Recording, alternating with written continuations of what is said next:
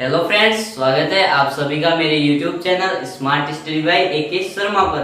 तो फ्रेंड्स, पिछले वीडियो में अपन ने गति और गति के जो दो पार्ट्स थे उसे पढ़ लिया था।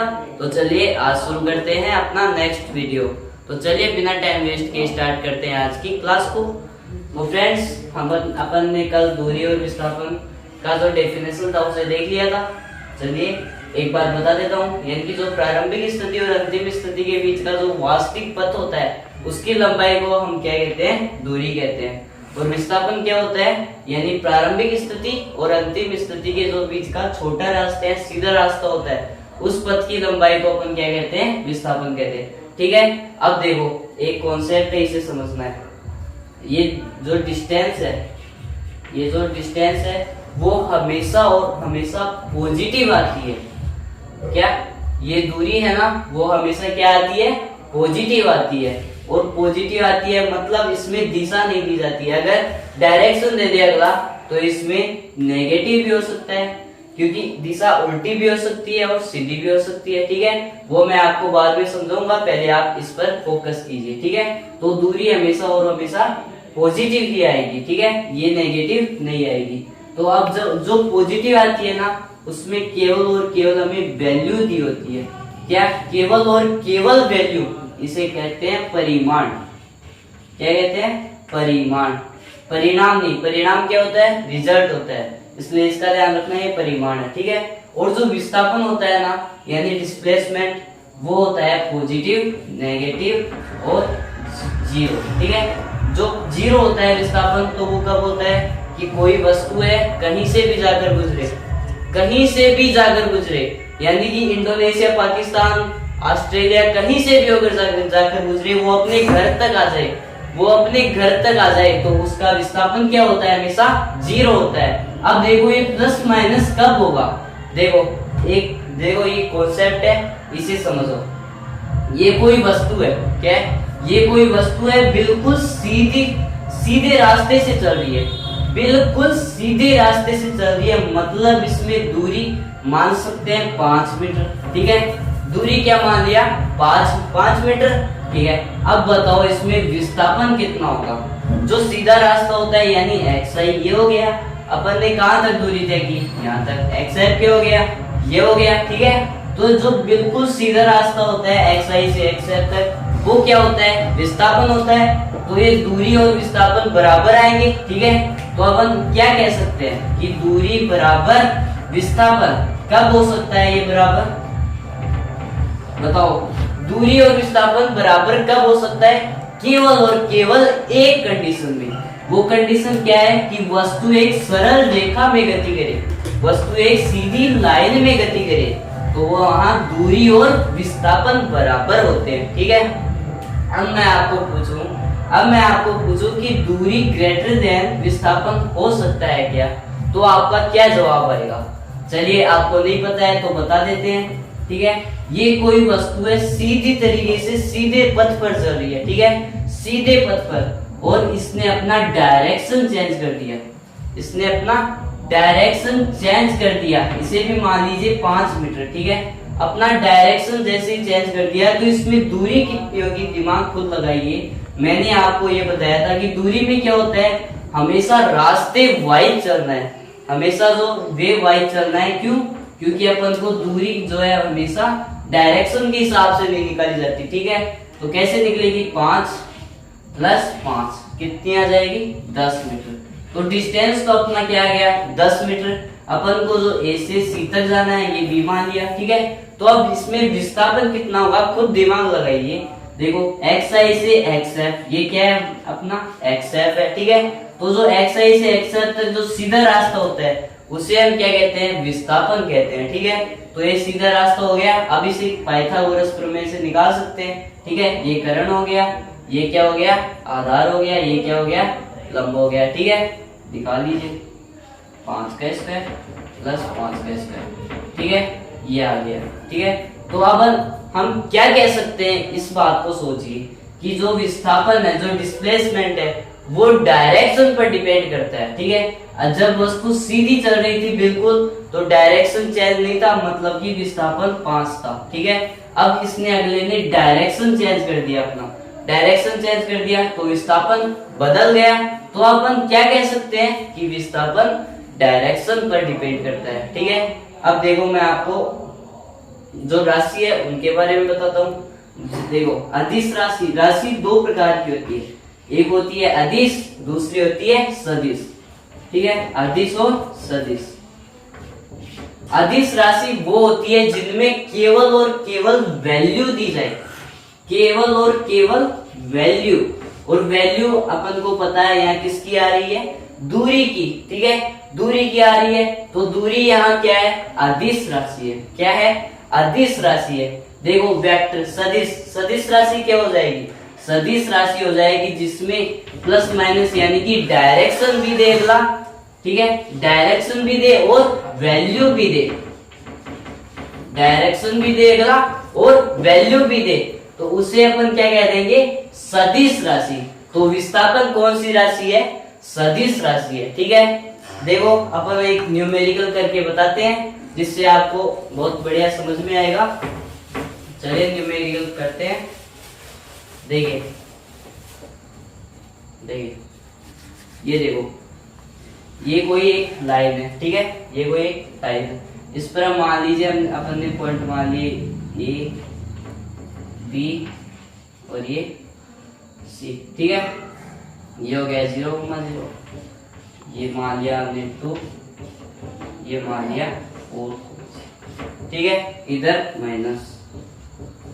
ठीक है, मैंने आपको पिछले वीडियो में भी ऐसा क्वेश्चन बताया था, तो इसलिए आप इसे कर सकते हैं। देखो अगले ने क्या पूछ लिया, ओ से ए, ओ से ए, ए से बी, ओ से ए से बी। ठीक है, अब क्या हो सकता है, ओ से ए से बी से ए। ठीक है, फिर ओ से ए से बी से ए से ओ। ठीक है, ये हो सकता है। अब देखो ओ से ए का अगला डिस्प्लेसमेंट, अगर डिस्टेंस निकाले तो कितना आ जाएगा, तो आपने दूरी निकालने का सूत्र पढ़ा होगा। ठीक है, मैं बता देता हूँ यहाँ पर, x2 माइनस x1 का whole square plus y2 minus y1 का होल स्क्वायर। ठीक है, तो जो ये x2 x1 ये क्या होते हैं, गणित मैथ में जो होता है, इस ये पॉइंट, जैसे इसे मान लिया अपन ने x1 x2 y2, इसे मान लिया x1, इसे मान लिया y1, x1 y1, इसे क्या मान लिया x2 y2। ठीक है, अब इसमें मान दे सकते हैं।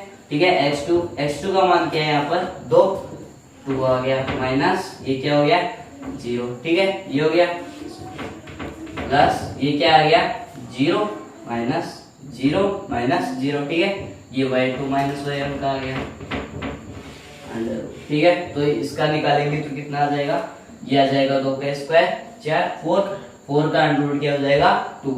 तो इसका जो डिस्प्लेसमेंट है वो कितना आ जाएगा 2। ठीक है, इस प्रकार से आप सारे ये जो है डिस्टेंस निकाल सकते हैं और डिस्प्लेसमेंट भी इसी आधार पर निकालते हैं। ठीक है, अब देखो क्वेश्चन करते हैं।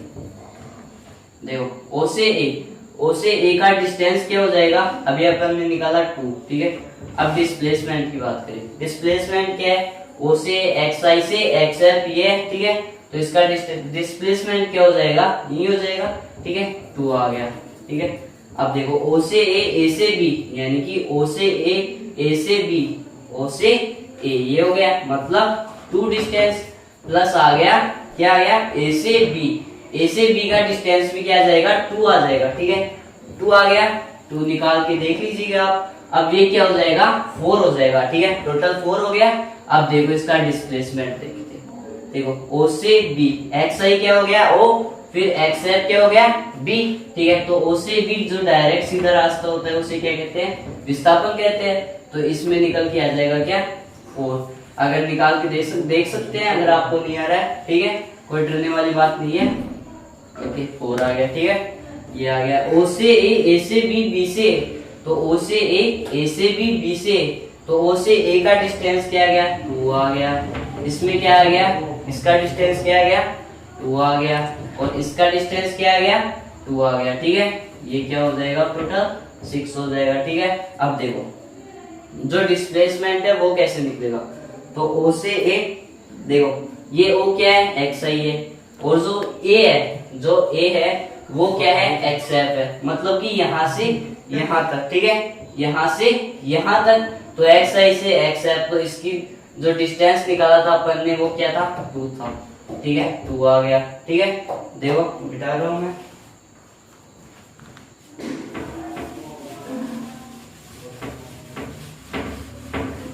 ठीक है। ये क्वेश्चन आपको समझ में आ गया होगा। अब अपन दूसरा क्वेश्चन करके बताते हैं, करके बता रहा हूँ मैं आपको। देखो दूसरा क्वेश्चन, क्वेश्चन में क्या दे रखा है अपन को कि कोई वर्त है, कोई क्या है, वर्त है, ठीक है। वर्त की त्रिज्या दे रखी है 7 सेंटीमीटर, वर्त की त्रिज्या क्या दे रखी है, 7 सेंटीमीटर, ठीक है। तो 7 सेंटीमीटर वर्त की त्रिज्या हो गया। अब अगले ने पूछ लिया कि जब वर्त के एक चक्कर लगाएंगे तो उसका जो डिस्टेंस और डिस्प्लेसमेंट है वो बताइए, ठीक है। क्वेश्चन समझ में आ गया आपको कि कोई वर्त है, ठीक है, कोई वर्त है, उसकी त्रिज्या क्या है, 7 सेंटीमीटर है, और उसमें क्या होता है कि वर्त में वो एक चक्कर लगाता है तो उसका डिस्टेंस और डिस्प्लेसमेंट ज्ञात कीजिए, ठीक है। तो डिस्टेंस ज्ञात करते हैं, देखो कैसे होगा। देखो जब यहाँ से कोई एक्स आई है, यहाँ से कोई बंदा है, वो कहाँ तक जाएगा, एक चक्कर लगाएगा पूरा, एक चक्कर पूरा कहाँ तक लगेगा, यहाँ तक लगेगा, एक्स आई तक ही लगेगा, मतलब एक्स है, ठीक है। तो एक्स आई से एक्स है, मतलब ये दोनों क्या है, बराबर स्थिति में आ गए, ठीक है। तो जो इसका डिस्प्लेसमेंट है वो क्या आएगा, 0, ठीक है। मैंने आपको बताया था कि कोई वस्तु है एक्स आई प्रारंभिक स्थिति से अंतिम स्थिति तक वहीं आती है, तो उसका जो विस्थापन डिस्प्लेसमेंट है वो क्या होता है, हमेशा 0 होता है, ठीक है। अब देखो डिस्प्लेसमेंट, डिस्प्लेसमेंट वर्त की परिधि आप सभी लोग जानते होंगे। ये देखो ये होती है वर्त की परिधि, ठीक है, जिसे अपन 2 पाई आर कहते हैं, 2 पाई आर, ठीक है। अब देखो ये जो वर्त की परिधि है, ये एक बंदा है, ठीक है, एक्स आई से ये पूरा वर्त को चक्कर लगा रहा है, पूरे वर्त के चक्कर लगा रहा है, मतलब कि ये पूरी वर्त की परिधि के चक्कर लगा रहा है, ठीक है। तो वर्त की परिधि 2 पाई आर, तो 2 इंटू ये पाई का मान रख सकते हैं 22/7 इंटू आर। आर क्या होता है, हमेशा वर्त की त्रिज्या, ठीक है। तो ये आ गया 7, ये क्या आ जाएगा 44, ठीक है। डिस्टेंस का जो ऐसा मात्रा होता है वो क्या होता है, मीटर होता है, ठीक है। अब देखो आ जाए 1.5 चक्कर, अगले ने क्या दे रखा था क्वेश्चन में, 1 चक्कर, ठीक है। अब आ जाए 1.5 चक्कर कि 1.5 चक्कर में कितना डिस्टेंस होगा और कितना डिस्प्लेसमेंट होगा। तो इसे कैसे देखें, देखो 2 पाई आर किसका था, डिस्टेंस एक चक्कर का, पूरे एक चक्कर का। अब अगले ने आधा चक्कर और तय कर लिया, तो आधा चक्कर कहां से आएगा, एक चक्कर ये आ गया, तो 2 पाई आर आ गया, ठीक है। अब देखो आधा चक्कर, आधा चक्कर यहां से यहां तक होगा, ठीक है, लगभग यहां से, एक्सेप्ट क्या हो गया, ये हो गया, ठीक है। अब देखो ये वर्त की परिधि पूरी है और ये वर्त की परिधि आधी चक्कर, ये वर्त का जो परिधि है वो आधा चक्कर तय कर रहा है, ठीक है। तो एक आधे को अपन बोलते हैं बटा 2, ठीक है। तो वर्त की परिधि बटा 2, ठीक है। ये आ गया 3 पाई आर, ये आ गया 3 पाई का मान रख दीजिए 22/7,